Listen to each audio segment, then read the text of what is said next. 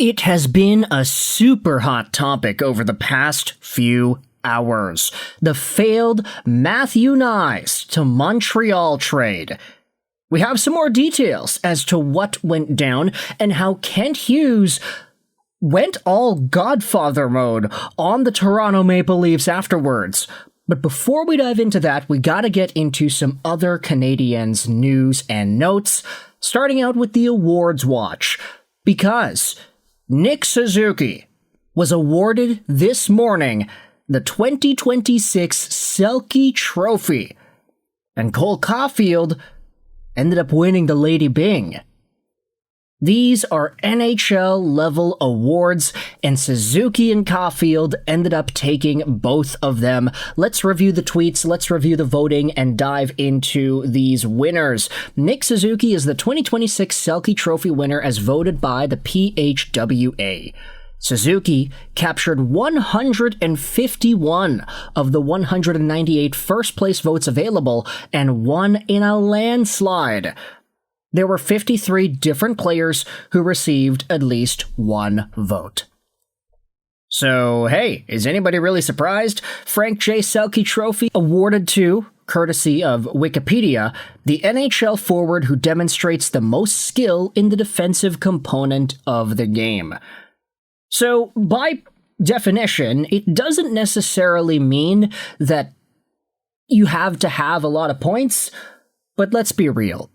In order to be the best forward that best defends, you kind of have to be in that conversation where you've put up a bunch of points, and Nick Suzuki did that this season. He had scored himself a whopping 101 points on the regular season this year, which was good enough to put him at the very top of the league in points. He was 6th overall. Only 5 more players had more points than Nick Suzuki, and unfortunately, none of these guys are really known for their defensive work. Nick Suzuki is, however. So, to see him walk away with this trophy, not really surprising. I don't think anybody is going to challenge that. Nick Suzuki is a very deserving winner of this award in 2026. You take a look at the voting itself, you'll see that Nick Suzuki had those 151 first-place votes, 23 second-place votes, 6 thirds, 7 fourths, and 4 fifths. Chiarelli and Nelson were the 2 runners-up, followed by a long list of names. Marner, Stahl, Pinto, Eichel, Aho, Hischier, Gord.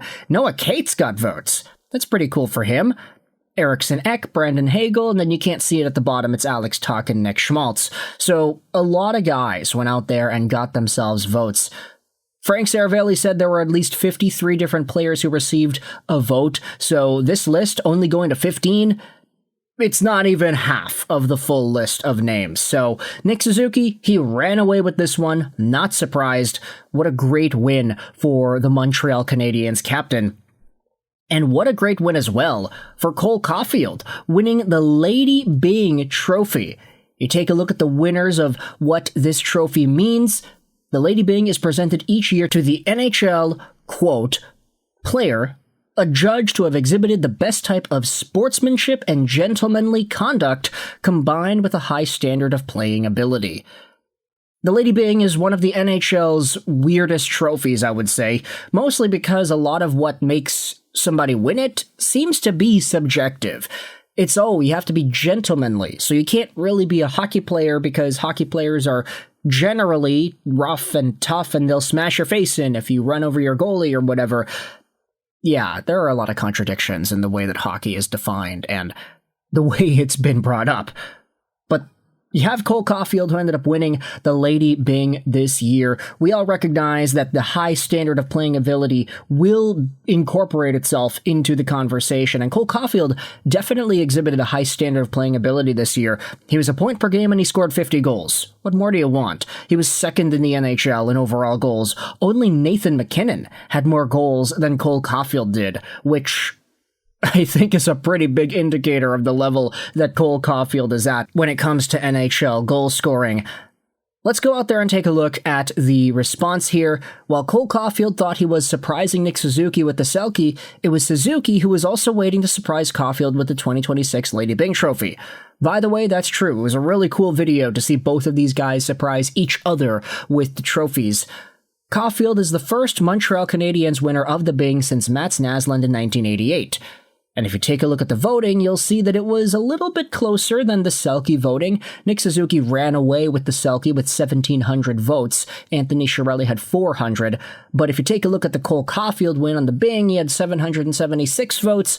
Anze Kopitar had 602, and Jake Sanderson had 585. So this was a lot tighter. I shouldn't say votes, I should say points. Cole Caufield had 100 more points than Anze Kopitar, a guy that I think a lot of us thought probably would have won this trophy because it could be seen as a nice retirement gift. Kopitar, of course, with the season that he had, you can debate that maybe Kopitar wasn't really the best fit to win because, quote unquote, the trophy is awarded to a guy with a high standard of playing ability. Kopitar had 38 points this season. Definitely not the cream of the crop when it comes to Anze Kopitar years. However, I do understand that him retiring and him being 38 and he's so old and all that, I would give him reasonable means to win this trophy, but I guess it wasn't enough to overtake Cole Caufield, who had 50 goals.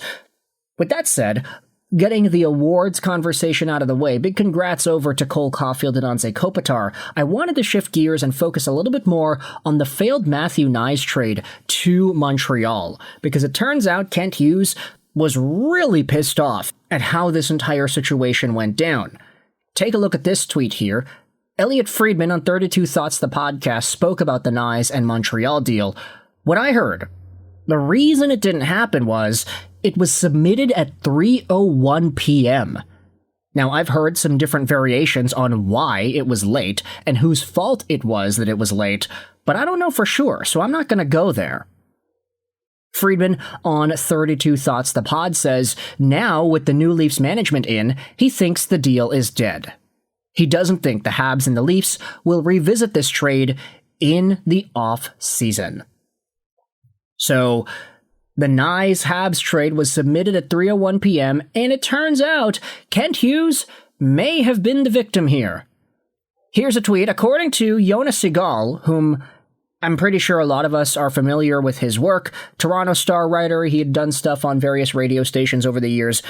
Jonas Segal went out there and said this: Kent Hughes was quite angry with Brad Treliving after the Knies trade was submitted at 3:01 p.m. at the trade deadline. If you're not fired by the summer, you need to honor this trade. Kent Hughes allegedly said this to Brad Treliving after submitting the Knies trade late. Oh my goodness, man. Godfather Kent strikes again. You need to honor this trade if you're not fired by the summer. It seems like the Montreal Canadiens really wanted Matthew Knies. That's what I'm gathering from this entire thing.